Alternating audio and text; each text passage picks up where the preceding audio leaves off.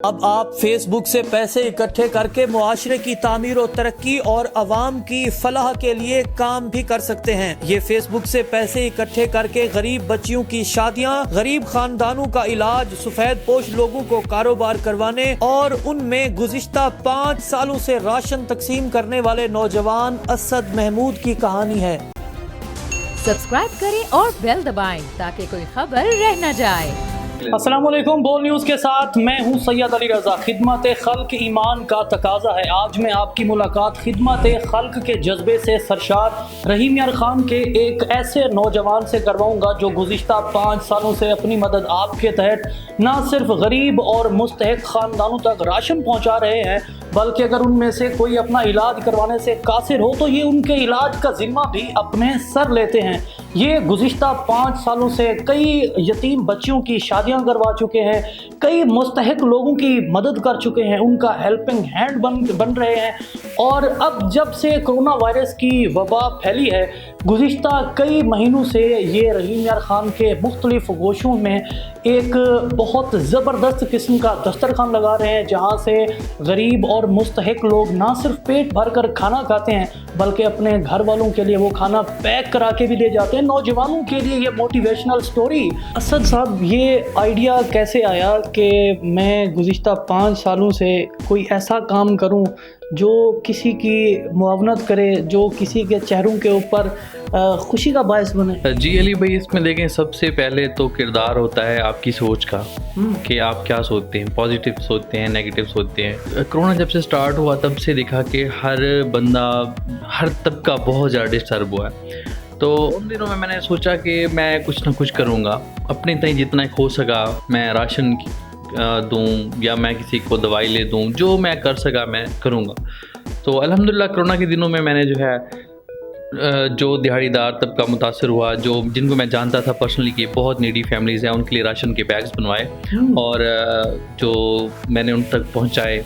जब उन तक वो डिलीवर किए तो देखा कि बहुत सारे लोग ऐसे हैं जिनको पता चला है कि उनको असद महमूद ने राशन दिया है, तो वो मेरे पास आए, रब्ता किया। तो उन्होंने कहा कि भाई आप आएँ हमारे घर के, देखें हालात कैसे हैं। हम तो दिहाड़ीदार लोग थे, हम कोविड के डेज़ में जो है लॉकडाउन है, हम बैठ गए। जिनके पास जो साहिब हैसियत हैं वो तो 2 महीने, 4 महीने, साल, 2 साल, जितना भी टाइम हो वो लॉकडाउन का गुजार सकते हैं। हमारा तो एक दिन नहीं गुजर सकता। असद महमूद सियासतदान है, कोई बहुत बड़ा लैंडलॉर्ड है, इतना सारा ये फंड कहाँ से आता है? असद राशन भी बांट रहा होता है, असद इलाज भी करवा रहा होता है, असद क्या करता है? असद महमूद बेसिकली जो एक सोशल वर्कर है। जो सबसे बड़ा हाथ इस वक्त मेरे ऊपर है वो मेरे बड़े भाई हैं उस्मान महमूद साहब, जो कि वाइस चेयरमैन भी हैं पाकिस्तान फ्लोर मिल एसोसिएशन के। वो हर वक्त जहाँ भी मुझे ज़रूरत पड़ती है तो वो कहते हैं बच्चे आपने घबराना नहीं है। एक तो अल्हम्दुलिल्लाह उनके तवज्जुह से पता नहीं कितनी बच्चियों की शादियाँ भी हुई, यतीम बच्चियों की, जिनके सर पे हाथ रखा उन्होंने। अब मैंने किरण इश्तियाक पाकिस्तान की, वो बहुत होनहार बेटी है कि जिसके ना तो पैदाइशी तौर पे बाजू हैं ना टांगे हैं, और वो मुंह से कलम पकड़ के BS इंग्लिश कर रही है। देखिए कितना बड़ा हमारे लिए एक है सरमाया।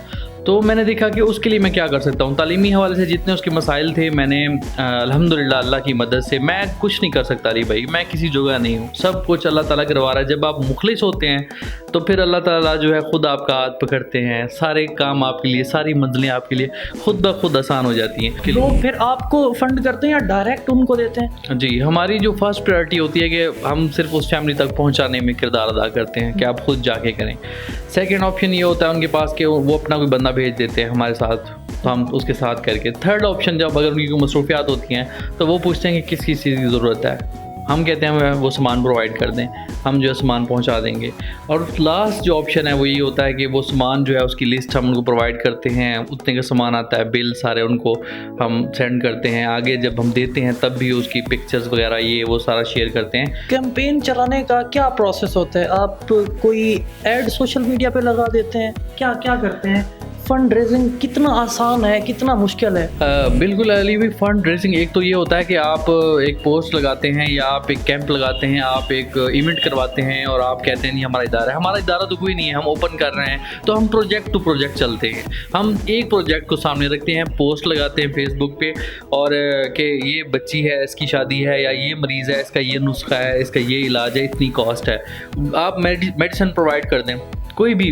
एक आइडिया के मुताबिक डेली का कितना एक्सपेंस हो जाता है आपका? खाने का हमारा अली पे तकरीबन 450-60-70 पार्सल जो है ना हमारे पैक निकलते हैं। पार्सल हम इसलिए देते हैं, पहले हमारा प्लान था हम दस्तरखान लगाएंगे, बिठा के खिलाएंगे, लेकिन वही बात आती है बिठा के खिलाने में ये होता है कि वो जो सफ़ेद पोश लोग होते हैं जिनकी इज़्ज़त नफ्स का ख्याल होता है, तो वो लाइन लगने से कतराते हैं, वो बैठ कर खाने से कतराते हैं कि हम जो बैठेंगे 10 बंदे देखेंगे ये बैठा हुआ है, लाइन में लगा हुआ है, ठीक है।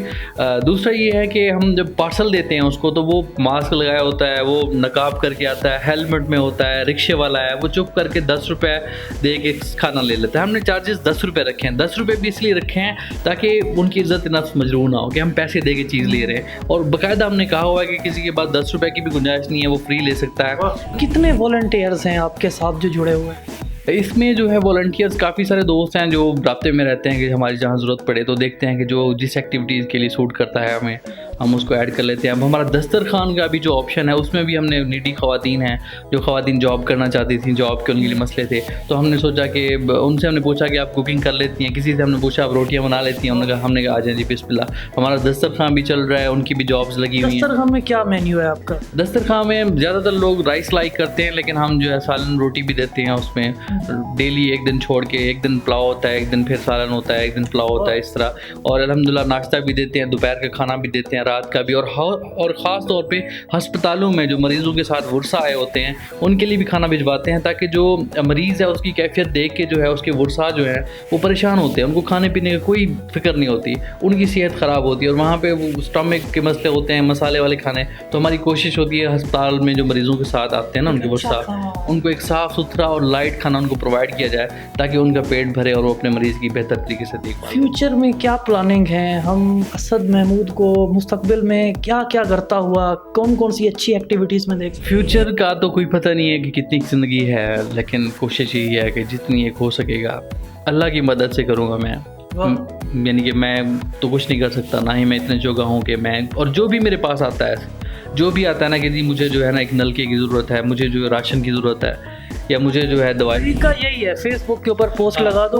उन्हें मैं ये कहता हूँ कि असद महमूद कुछ नहीं कर सकता, करना अल्लाह की ज़ात ने है। हमारा जो काम है हम पोस्ट कर देंगे, अगर आपका काम हुआ पड़ा होगा, अल्लाह ताला की तरफ से दुआ कबूल होगी तो सब अब खुद ब खुद बन जाएगा। और ऐसा होता है, मैं जब ये पोस्ट करता हूँ तो मैं यही सोचता हूँ कि अगर अल्लाह ताला ने इसकी दुआ कबूल की है तो सबब खुद ब खुद बन जाएगा। और बड़े बड़े सबब जब बनते हैं तो वो फिर जो है ना देखते हैं, और वो जो लम्हात होते हैं दुआओं के, जब लोग झोलियाँ उठा उठा के दुआएं दे रहे होते हैं, जब कोई बेटी की शादी होती है, यतीम बच्ची की शादी होती है, तो उसकी माँ जो है झोलियाँ उठा उठा के जब दुआएं देती है, और वो भी बड़े मान के साथ बच्ची रुखसत होकर जा रही होती है और वो जो मुस्कुराती है, तो मैं कहता हूँ कि उस वक्त सारी आपकी ज़िंदगी की जो पिछला सफ़र है वो आप उसको मुकम्मल समझते हैं और कहते हैं कि आगे का भी सफ़र जो है ना वो इसी तरह इंशाल्लाह शानदार बनाएंगे। और अल्लाह ने जितनी भी ज़िंदगी दी है कोशिश करेंगे कि उसी ज़ात की मदद से अली भाई हम जो है ना इंशाल्लाह जितना आगे हो सकेगा इंशाल्लाह काम करेंगे। आप बहुत नेमतनुमा इंसान हैं, जो काम आप कर रहे हैं ये बहुत गैर मामूली काम है, ये बहुत चुने हुए लोग करते हैं। मेरे जैसे जो नौजवान हैं जो देख रहे हैं इस वक्त आपको, उनको आप कोई पैगाम देना चाहेंगे कि हम किस तरह किसी की मदद कर सकते हैं, क्योंकि है ज़िंदगी का मकसद औरों के काम आना। बिल्कुल, मेरी नौजवानों से भी ये रिक्वेस्ट है कि आप जितनी एक आसानियाँ बांटना चाहें बांट सकते हैं अपने शहरों में, दस्तरखान लगाएं। अगर आप सोशल मीडिया का इस्तेमाल करते हैं जहाँ पे बहुत सारे और मसाइल पे आप बहस करते हैं, तो बहस करने की बजाय आप इसको पॉजिटिव वे में लें और इसी प्लेटफॉर्म के थ्रू जितनी आसानियाँ, आप ये देखें कि अगर किसी एक घर का भी बुझा चूल्हा आपकी वजह से जल रहा है तो मैं कहता हूँ कि ये जो है जन्नत में आपके लिए घर खूबसूरत सा बन जाएगा। बिल्कुल जी, अगर आप किसी के लिए कोई थोड़ी सी भी, कोई छोटी सी भी कोई कोशिश कर सकते हैं तो अल्लाह के हुजूर उसका बहुत बड़ा अजर है, क्योंकि जिस तरह पहले मैंने गुजारिश की कि है ज़िंदगी का मकसद यकीनन औरों के काम आना। असद महमूद जो मुझ जैसे कई नौजवानों के लिए इस वक्त एक मोटिवेशनल स्टोरी है, एक इंस्पिरेशनल स्टोरी है। हम इनसे ये जानने की कोशिश कर रहे थे कि ये किस तरह लोगों की मदद कर रहे हैं और अपने पूरे शहर में जब कभी किसी को कोई मुश्किल दरपेश हो तो उनमें कहीं ना कहीं किसी न किसी कोने में असद महमूद का नाम ज़रूर आता है कि हम असद के पास जाएं।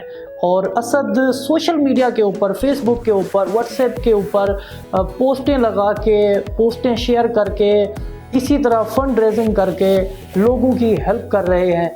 इनकी ये कहानी हमने आप तक पहुंचाई। आपके आसपास अगर कोई ऐसी स्टोरी मौजूद है या आपके अंदर कोई टैलेंट मौजूद है तो हमारे फेसबुक पेज बोल न्यूज़ पर हमसे रब्ता करें। मुझे दीजिए इजाज़त और देखते रहिए पाकिस्तान का नंबर 1 न्यूज़ चैनल बोल न्यूज़।